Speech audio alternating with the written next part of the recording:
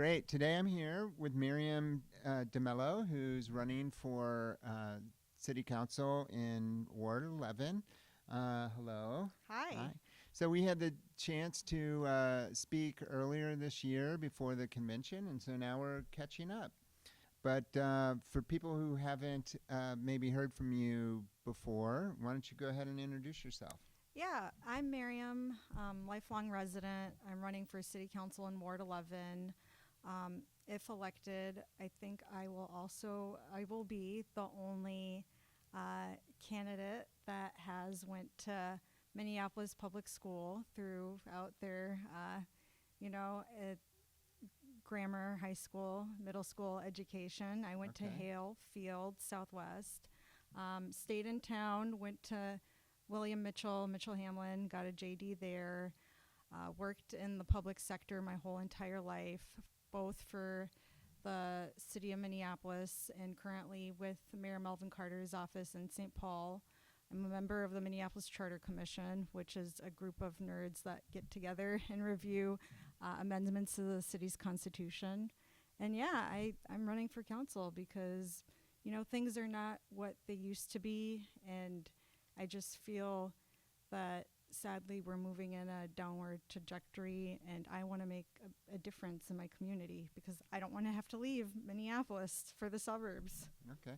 So when you say that things aren't what they used to be, what does that mean? How did things used to be that you think we need to be working towards?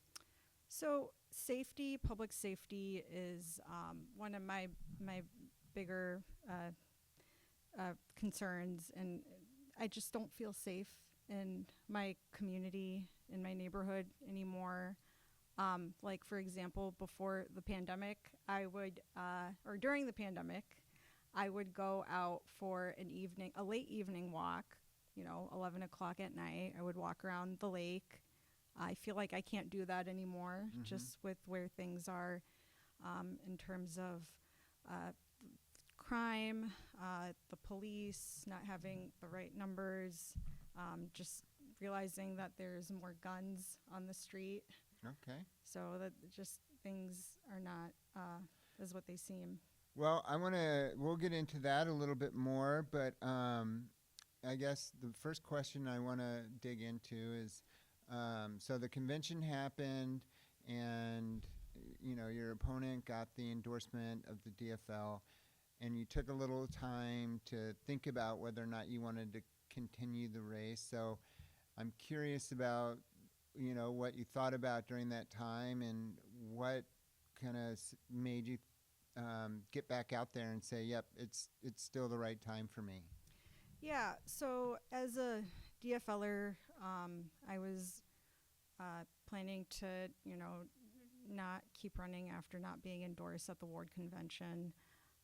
However, I had a bit of change of heart after the city mayor's convention. I thought my convention was a mess. This was unbelievable. I was there.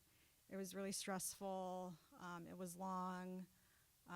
You're talking about the main city convention that happened at Target Center. Yes. Yeah. July, I think, this past July 19th. So just realizing how difficult the convention and caucus process is for candidates, how it's not, the whole ward or the whole city's opinion of who wants to be, who's elected as their representative. And just getting a lot of positive feedback after the convention, after my convention, just people reaching out, emailing.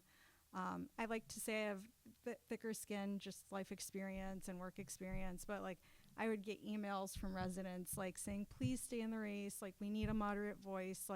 I would literally tear up, which rarely happens, reading these beautiful emails from people and my neighbors in my ward. Right.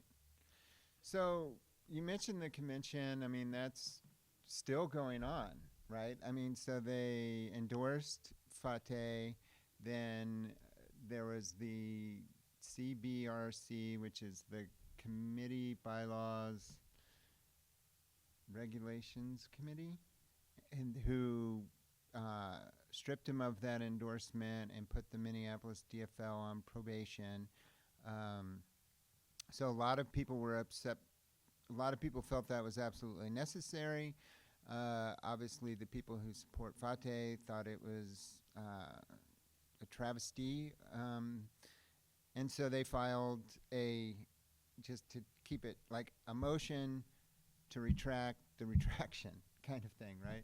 So that's still going on, but I can see how watching that process play out, watching how difficult the actual war conventions were, that that would kind of spur you to keep going. Yeah, Sounds like. I mean, like I said, I was there at the city mayor's convention, and it was the most disorganized event I ever attended. I thought mine was also not the most organized convention, but then I went to the city one, and I was like blown away. So I'm happy that no one's endorsed for mayor. I think it creates an even playing field after that convention. But I'm really upset about all the resources going into litigating this convention endorsement issue. I mean, lots of time, lots of money.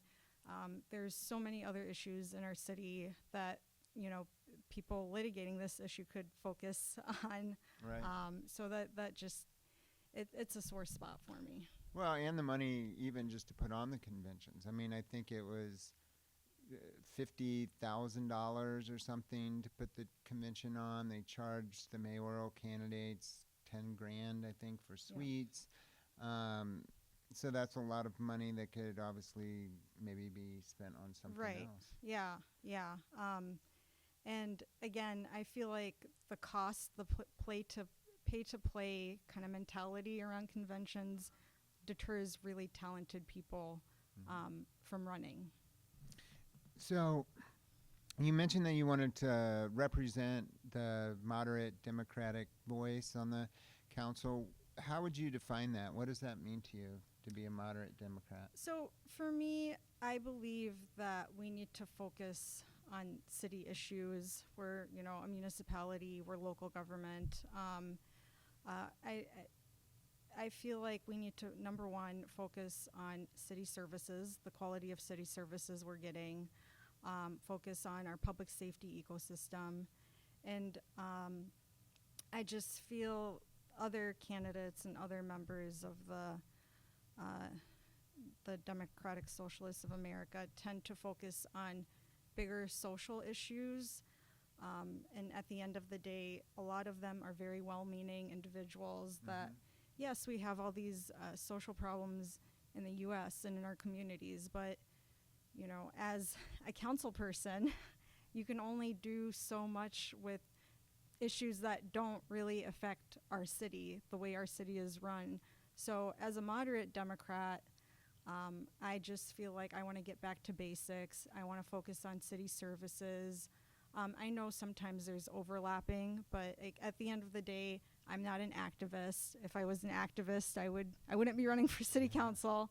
I really just want to make sure we're getting, we're in a very safe ecosystem and a very safe city to be in, and we're getting the value of our taxpayer dollars.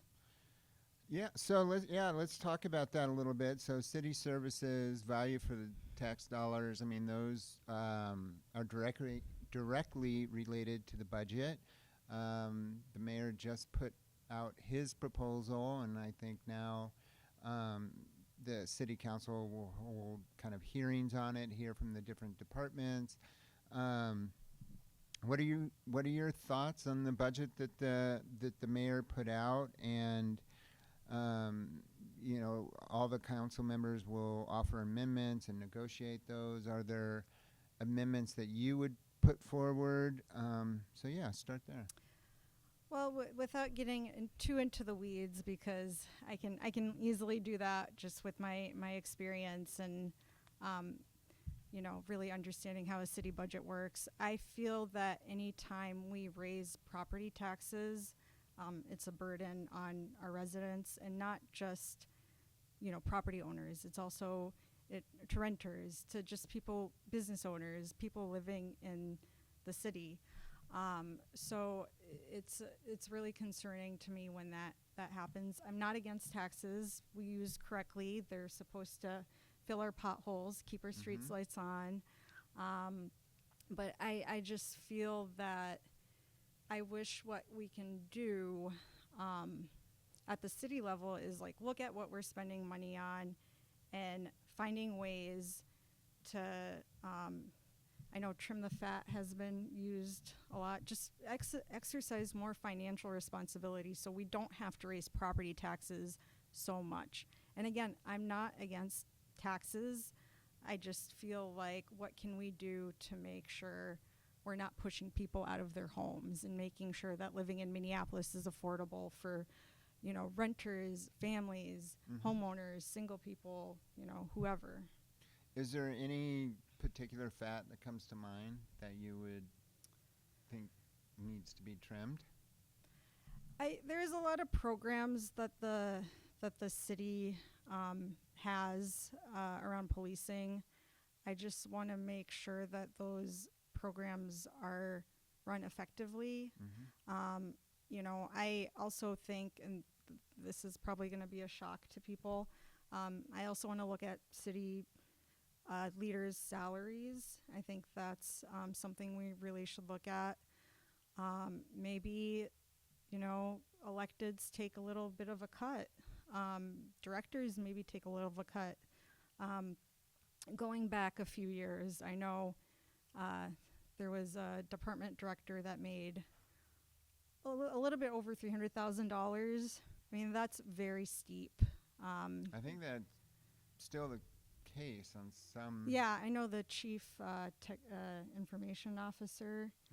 Yeah, I mean, same thing. I understand it's a big job and we need to be competitive when hiring city officials. I know I don't want independently wealthy people running for elected office, but again, it's like, what are some ways that we can all creative ways we can figure out how not to raise property taxes and alleviate all that. So you just reminded me, I know you mentioned you're on the city charter commission, right? Weren't they looking at different ways to reshape city government, whether it was combining wards or maybe reducing the number of city councilors? Or I think there was just recently a proposal to do some fundamental changes. Yeah, and again, without getting too into details, there's always these different initiatives and proposals that come to us as a charter commission. One is having at-large city council races. One is moving elections to election years to line up with like the presidential election to get more voter turnout. Where do you stand on those two ideas? It's really interesting because I was talking to a council member about this yesterday, and she shared her perspective, and it was really eye-opening. Like I agreed with most of her points. I do believe. And was she pro or against? What? Well, she was. It sounded like she was mostly not in favor of it, just because she was like, as a council member, you have to compete with the presidential race, the governor's race, the state auditor's race, and then your name, for council, where city, where it really matters too. I feel like city races are just as important, if not more, than presidential races, because it's like your everyday life being impacted by decisions. She was like, it's going to be, by the time people flip a ballot, people are going to have voter fatigue, or they'll just gloss over council races. So she made a very fair argument about that, and that's something I always think about.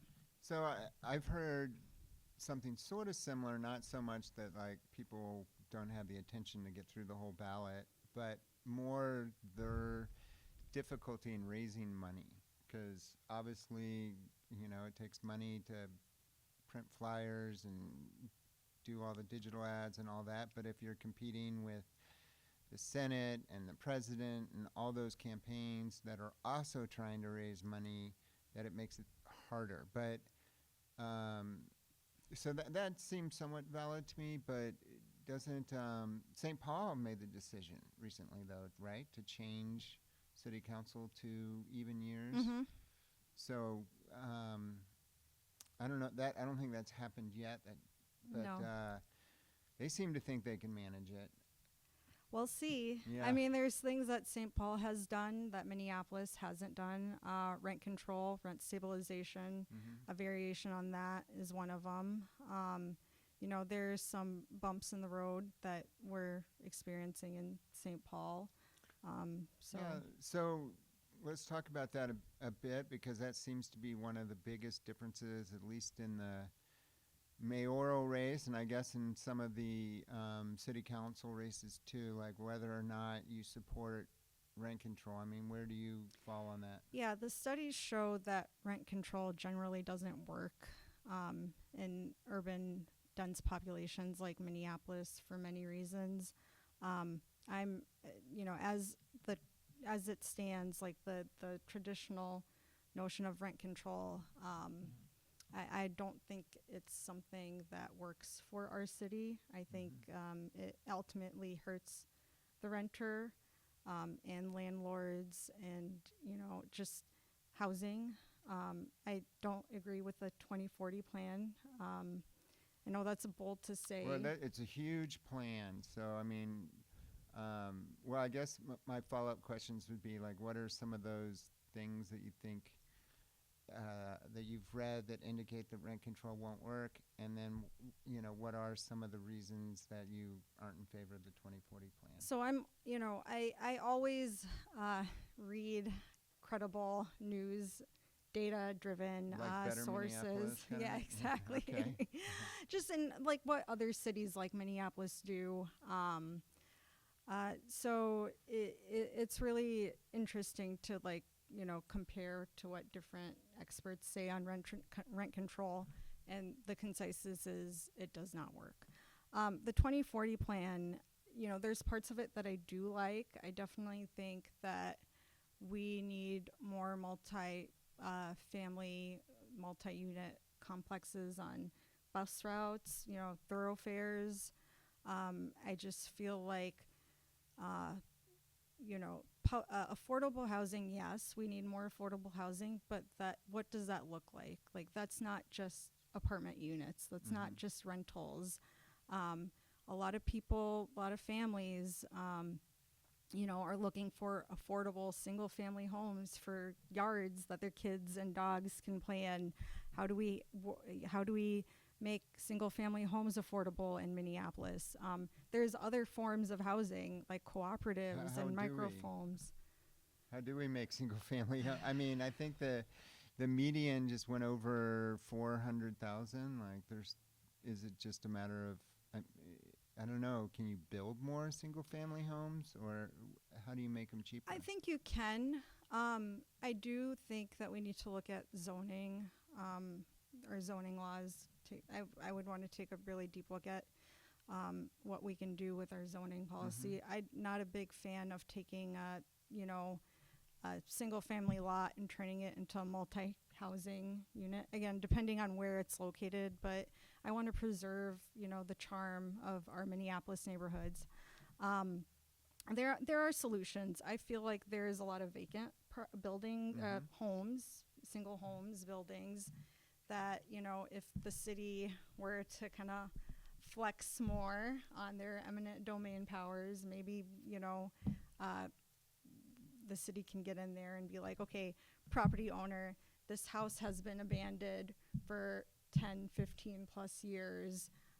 You're not taking care of it. Yes, you're paying the property taxes, but we can't just have empty houses, empty buildings in Minneapolis. Yeah, so that does seem to be a real issue. I've been reading a lot about this C. George building or something in Loring Hill, I think, or Park, but where you have abandoned buildings, squatters move in, and yet the city doesn't seem to be able to move them out. I've heard a lot of stories even where you have maybe a neighbor that's dealing drugs or something out of a house. A lot of fires in building that puts a lot of more pressure on our fire department. But thinking back to the 2040 plan, I know when that came out, you mentioned the kind of turning lots into multi-family housing, or I mean, I think you can do a triplex, right?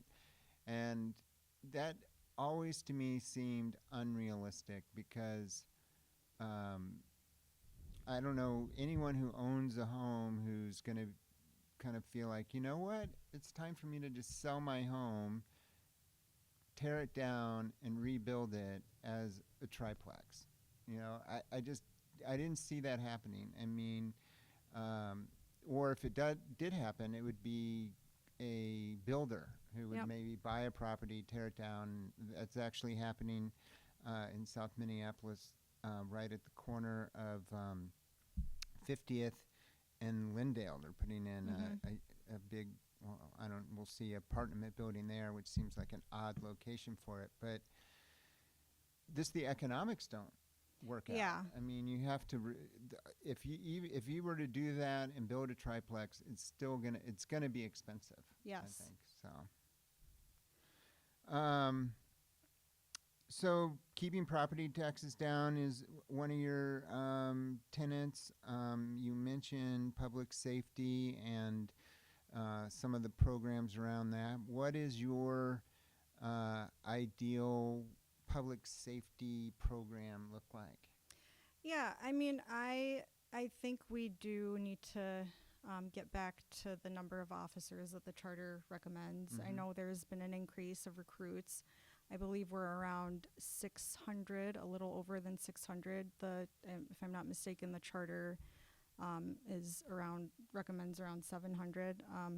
I want to see that. However, I don't want, just John Smith from down the street, registering wanting to be a police officer. I want really well-trained, thoroughly screened, recruits with MPD, because as we know, that just saves our community so much pain in the long run. How do you find people react when you go to their doors and talk about public safety and why you're running?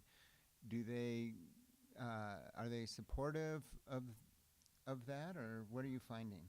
Yeah, so my biggest priorities, in running are public safety and affordability of living in Minneapolis. And when I knock on people's doors, and I start off with public safety, because we need to be safe in Minneapolis, because if we weren't safe, we would, again, all move. We wouldn't live here. And that would hurt us in the long run as a city if we don't have residents living here. So they're like, okay, yeah, and they'll talk about some of the negative experiences that they've encountered with crime and police officers not showing up, and just this notion that if your house gets broken into and you're not physically harmed, you just call your homeowner's insurance. So that's been a very hard thing, negative experience that residents have had.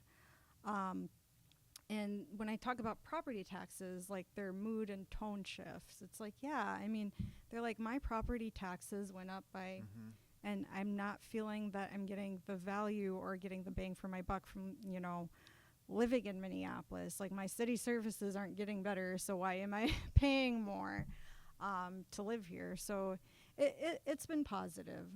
Door knocking has been positive. And it really made me realize too, like, this campaign, my campaign, it's not about me, it really isn't. It's about, our shared values. That's why I'm running, because I feel that I represent the shared values of my neighbors and other residents that live in Ward 11. Like, I just feel like I resonate with them when it comes to kind of the feeling out there. And what are those shared values? I mean, I feel like that's hard to define right now because it seems like, um, when I listen to a lot of um, uh, people speak, like they're really pretty far apart on some issues, and I sometimes wonder what those shared values are. So, Yeah. what do you think they are? So I believe that at the end of the day, no matter where you stand, like on the political spectrum, um, we value democracy. We value just being able to have an open conversation without any like ramifications or people getting really angry. The dysfunction at City Hall is something that when I door knock, people also talk about. And, aside from my values of wanting to be safe in my community, just really being open and listening and just hearing what not only residents want, but how other electeds feel about what's happening in Minneapolis. I was gonna get into this later, but this seems like a good time. Speaking of like wanting to listen and be open and stuff, obviously, uh, the Charlie Kirk killing has unsettled a lot of people. How do you think your neighbors are reacting to it? Like, how are you reacting to it? Does it change anything you think in how we should be going about this political business? Yeah, the clerk's assassination and this happened, a week after the Annunciation tragedy in my ward, and I think we can all agree. I want to believe that we all agree that any type of political violence threatens our democracy. And we're at a space right now, left, right, in the middle. It's like if you have these conversations, you're susceptible to all sorts of things happening to you. I'll share when I announced that I'm continuing my campaign. One of the emails I received was like someone said I should go hang myself. Wow. So that was like, whoa, and I've worked for politicians before. These emails are not uncommon. It just hit a little differently this time. And I'm like, whoa, I'm just running for city council. Like, this is really interesting how this individual feels so strongly about this. But it just shows that we can't have a conversation anymore about what's going on in our communities and different perspectives. And this Kirk's assassination, it really brings up the issue of gun violence. Personally, and I'll put that out there, I don't think civilians should have any type of firearms unless you hunt. Any type. Yeah, I feel very strongly about that. But so is it fair to say then that you kind of support the mayor's push and possibly the governor and this idea of banning assault weapons? But it sounds like you would maybe even go further. I would go further. Even like 10 years ago when I worked for the city attorney's office in Minneapolis, I always wondered why Minneapolis didn't have a stricter ordinance. DC, I know DC is unique, but they have very, very strict laws on firearm possession, conceal and carry. And again, as a moderate, I think that's what makes me a moderate. It's like I understand that guns are never going to go away in America because they make a lot of money for people. And I understand that people feel very strongly about carrying guns and it's their constitutional right, which I don't agree with, but like I'm not going to go there. It is in the Constitution. I believe that should be amended. But I also like want to hear, their perspectives. Like people that do carry firearms, like why do you feel that you need to? Why do you feel that people hurt people, guns hurt people? I know that argument is out there, and we can't have those conversations anymore. It feels like, and that really just makes me really, really sad because then you get to pick and choose like who you read in the newspaper, what you read in the newspaper. We just need to have like an open conversation about why people feel that they need to go get a gun. And Terry, just from like, post George Floyd's murder and riots, like you'd be surprised how many people have firearms in their homes. Oh, I don't think I would. I was. The least, like my neighbors were this very progressive same-sex couple, and after the riot, they were armed, and I was shocked. I'm like, what? Yeah, I understand that. I think there is sort of a feeling of insecurity where it's like, well, gosh, if everyone has one and they could bring them onto my block or into my business, then I should have one too. I understand that urge. It seems like most people would probably end up hurting themselves or others with them because they're not trained, and it's not easy to use them properly. And they get in the wrong people's hands too. And again, I respect gun owners' rights. I respect their positions. That's just a personal opinion I have. But again, as a moderate, I'm not gonna completely dismiss you if you have a firearm. It's just I want to hear why you feel like you need to have your conceal and carry with you, or why you feel like you have to own a firearm or have one in your possession at times. So you mentioned enunciation, and I think you said before we started the interview you have some connection there. Yeah. So back in my babysitting days, which weren't that long ago, but long enough, I would, do drop off and pick up at enunciation, and it was I felt like it was a safe place to be. So when this happened, not too far from my home in 11, I was shocked. I was very numb. I was really just, when it happened, when you hear about it all the time, and then it happens in your neighborhood, in your backyard, it hits differently. It was very, very troubling. And yes, I feel like we should have had more in place to support the individual who committed this, very heinous act. I just feel that part of my public safety framework and ecosystem, we need more support for youth. Youth are our future. I don't have children, but I have a lot of children in my life. I have a lot of school-age children in my life.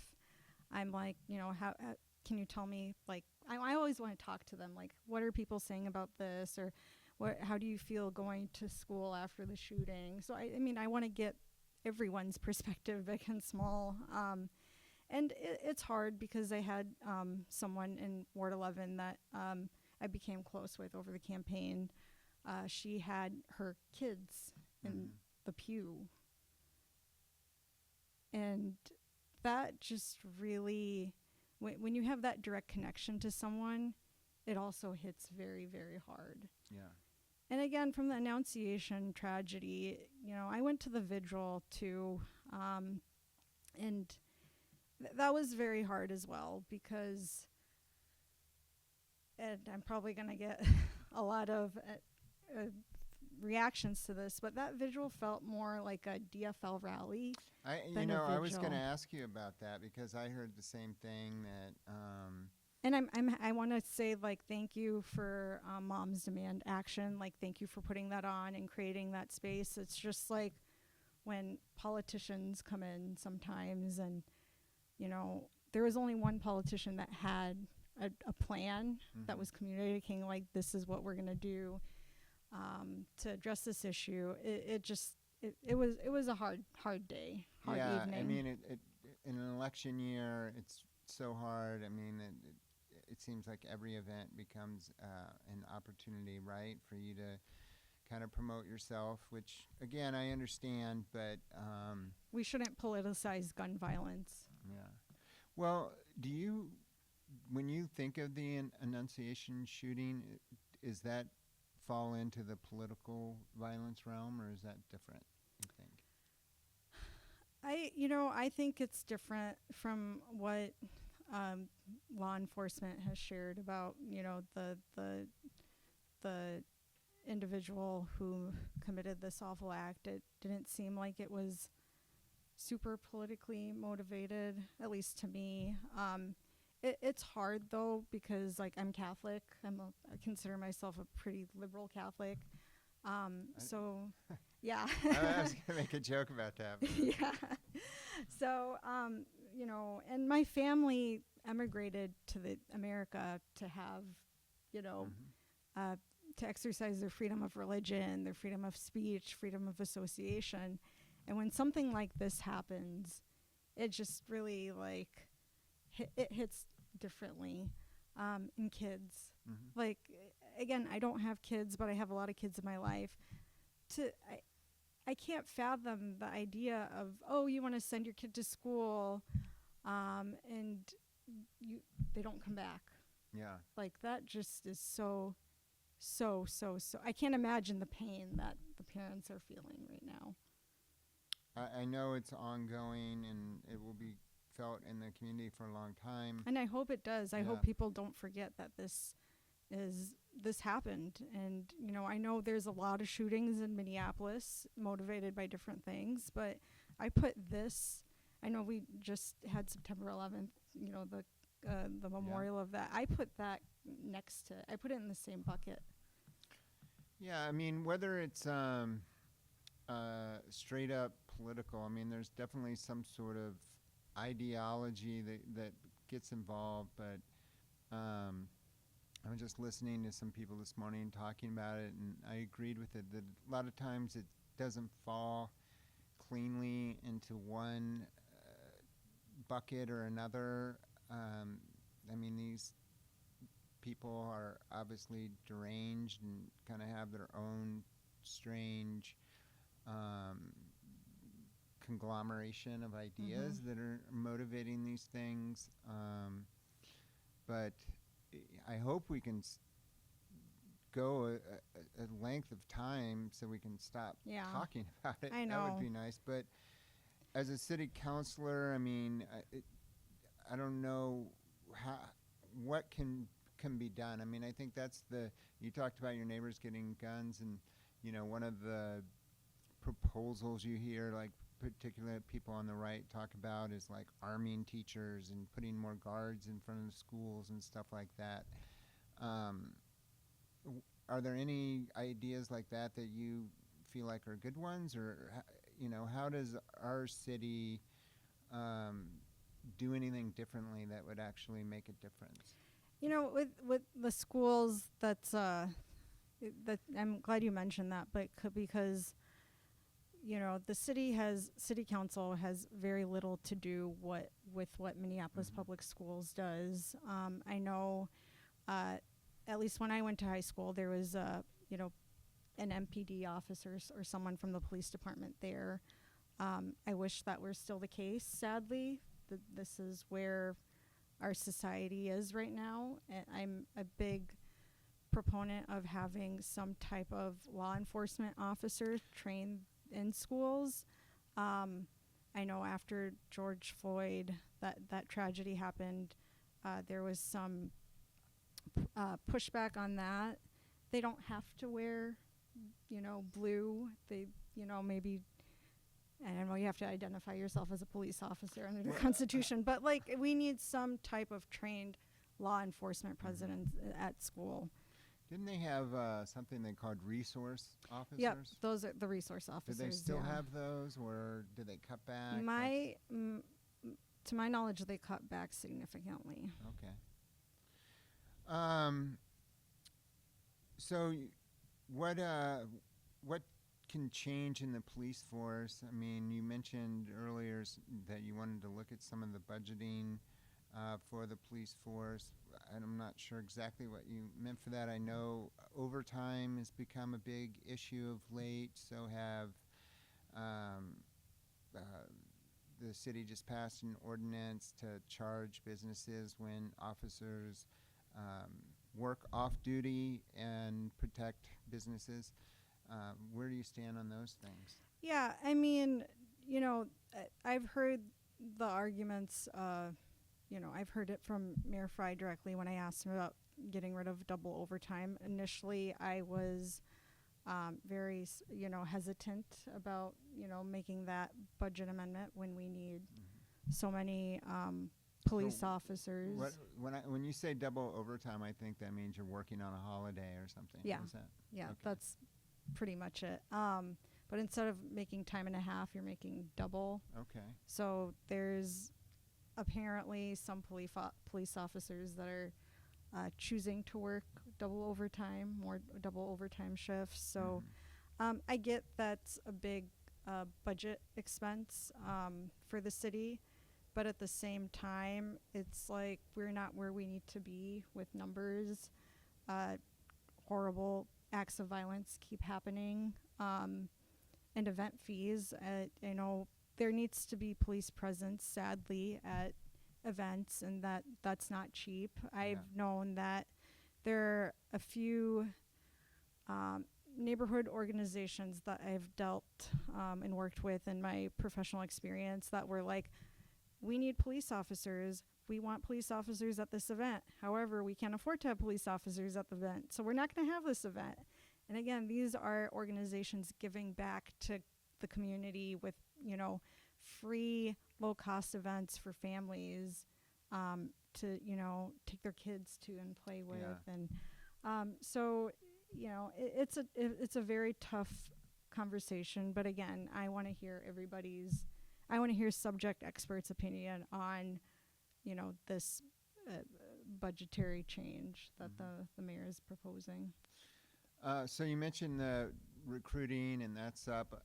I definitely have heard other candidates talk about that it's important to have police that are from Minneapolis. They see that as an important part, that they be more embedded in the community, I guess. They'd like to see more police actually sort of walking beats in neighborhoods.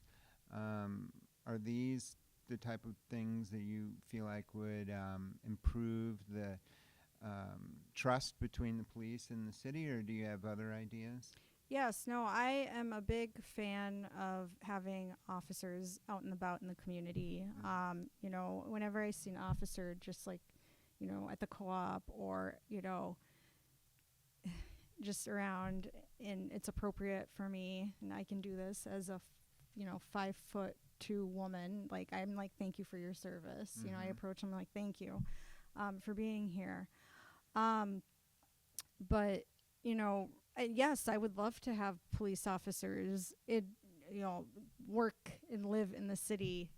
I don't know if that's going to be easy to implement or enforce. Right. So we might lose people if we tell them that you have to live in Minneapolis. All of our city council members don't even live here. Yeah, so there's that. So realistically, yes, I mean, it would be great to have police officers live in Minneapolis, but I don't think that's something that we can easily or realistically do at this point. Yeah. Well, just maybe to pivot off of policing a little bit, one of the other tenets of your campaign I saw on your website was supporting businesses as a priority. So maybe you could talk a little bit about that. Like, what would you see yourself doing as a city councilor that would make people want to do business in the city? Yeah, so I feel like we need to make it easier for businesses to operate and really set up. There is a lot of red tape. I feel like we can cut without jeopardizing public health and safety Mm-hmm. standards. So I would really look into that. Setting up my campaign is like setting up a small business. You need to, file and, have, a bank account. And it's not a checking account. You have to jump through a few more hoops to get. Yeah, It's, yeah. you have to do all this stuff. And I'm not a business, but, campaigns kind of are structured like businesses. Mm-hmm. So if I'm someone who, has a higher education and relatively organized and a mover and a shaker is having some trouble with, jumping through some hoops, I can't imagine what like immigrants Mm-hmm. who want to open up like a restaurant or their own business and don't know very much English have to go through, Right. or people that are not, don't have a college education. Like, are we just going to make it harder? Yeah, it needs to be more streamlined.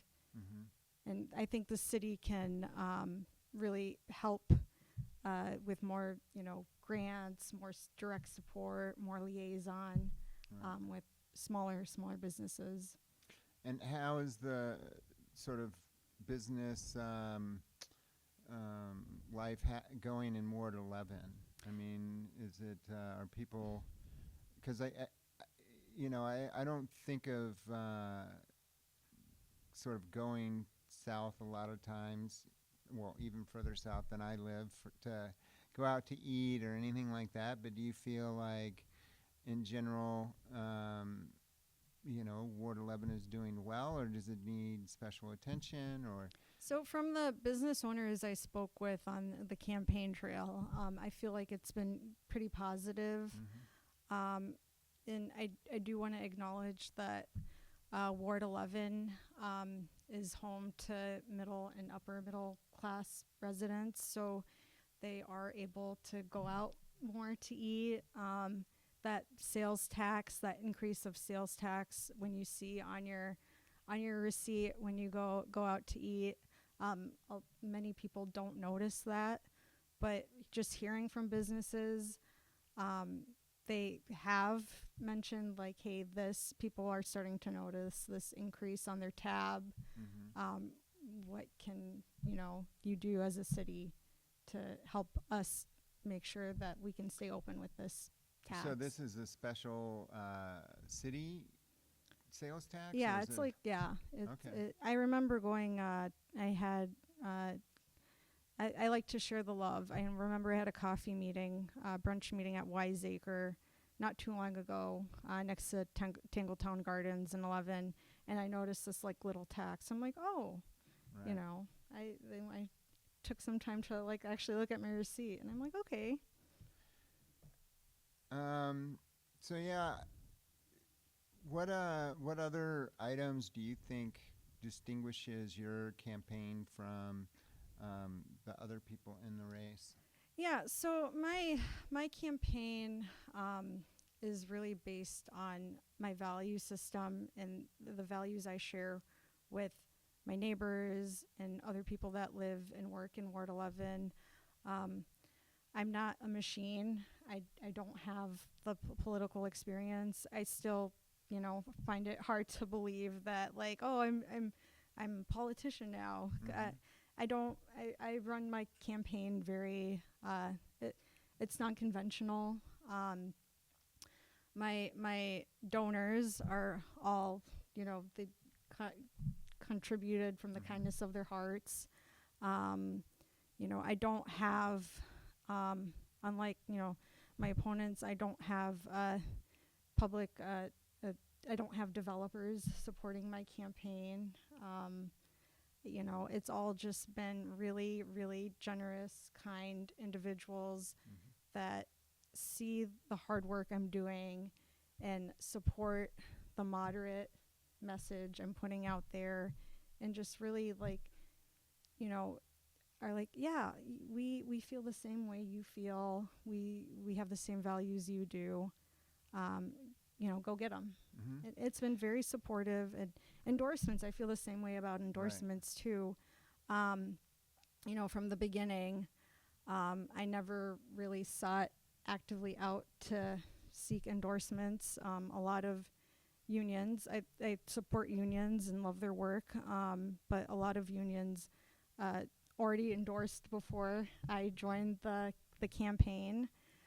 So that was interesting. And again, getting over that DFL hump right there, Mm-hmm. it just puts different unions in a difficult place. Like, okay, well, she didn't get the DFL endorsement. Do we support her or not? And same thing with electeds. It's like I know a ton of through my work experience. I know a ton of people who, I've worked with who hold elected office or hold, nonprofits and what have you.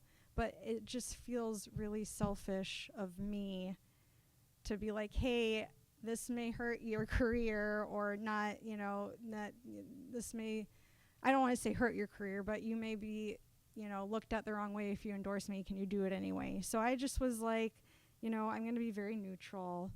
And just real quick, too, I remember my campaign manager and I were like, I think we had a little break in the day, so we went to the falls, and we were talking about, like, we need to figure out how to raise more money so we can pay for literature and, materials and supplies. And as we were having this conversation, a representative from Doctors Without Borders came up to us and was like, hey, can you guys, make a donation to this amazing cause? And I just felt like a big pile of crap. Mm-hmm. Like, I felt so small at that point in time, like, oh my gosh, I'm trying to raise a lot of money for something that's going to end in November. Whereas there's these other amazing philanthropic organizations that are, doing so much to help people directly that need to be supported. So that was a big wake-up call for me. Well, that makes me wonder.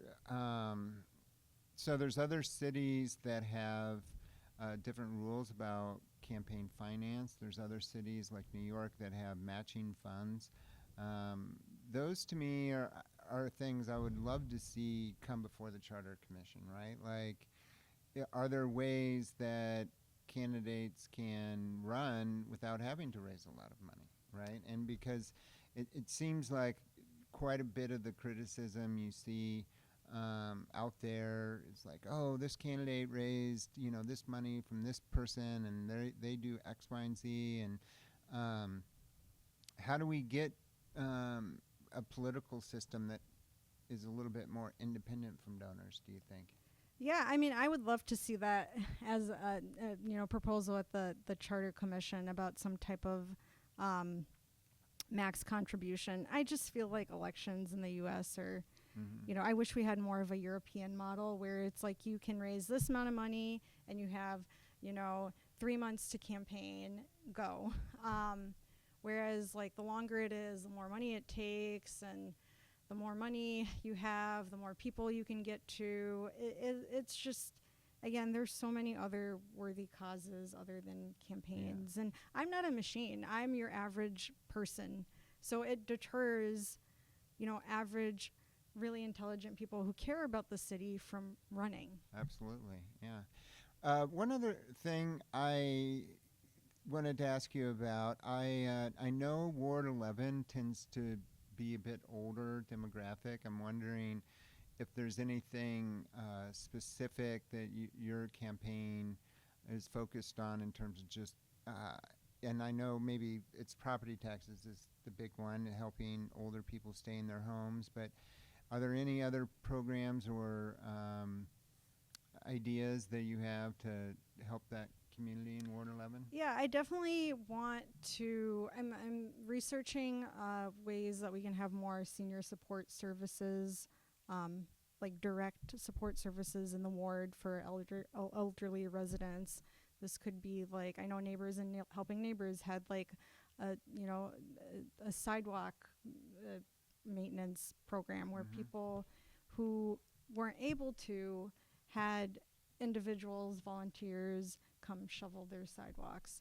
Now, I want to do something like that at the city level. And so, Well, so now you're shoveling getting all snow. controversial I on know, me. I So know. So what does that mean? Are you in favor of the city helping with snow removal and personal sidewalks, or where do you stand and on that's going to be very tricky. First, I want to see if it's something that we can actually do. I don't want to go into office and be like, I'm going to do this, this, and this, and then 4 years go by and it's something that I've spent time and energy on and can't realistically make happen. I think we can do that. I really think we can have, support programs for people that qualify, people that are aging, people that are, have disabilities to come just help with snow removal and little things like that. Yeah, it's so funny. I got asked that question at a debate, and I didn't really know what I was wading into. I had no idea that it was like this controversial thing and the snow removal. So, but from what I'm hearing from you, like you basically support the city doing the snow removal for sort of kind of qualified seniors, or all seniors, or is there an income cutoff, or what do you? I mean, yes, those factors are definitely would be taken into consideration. Income, just like, for example, we have people in the ward that have handicap, signs in front of their house.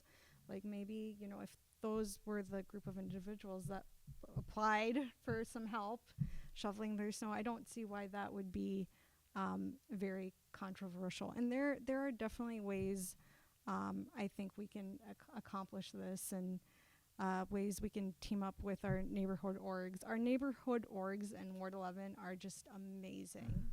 They're so efficient. They're so helpful. So that was actually a question in the last mayoral forum.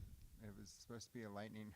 It was so funny. They would do these lightning rounds, but they weren't lightning. Like, yes or no on this topic, and people would obviously go on.